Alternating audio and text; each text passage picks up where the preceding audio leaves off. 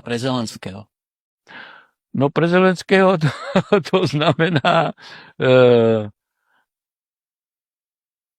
prípravu na norimberský proces, ktorý nastúpi po skončení špeciálnej vojenskej operácie, pretože je reprezentantom fašistického, pučistického, banderovského režimu a vieme tam aj o akciách, ktoré boli, vyvraždenie vyše 14 000 civilistov na Donbase od 14, čo nebol len on, to bol aj Porošenko tam, oči Donetskej, Luganskej republiky, ale v Hurskej oblasti, aké sa robili teroristické činy, to sú všetko veci vo vzťahu, ku ktorým sa vyvodí individuálna trestnoprávna zodpovednosť voči všetkým banderovským predstaviteľom, či už vojenským, politickým, ale aj tým v Európe, a to Lavrov naznačil jasne, ktorí podporujú banderovcov finančne, zbraniami. Takže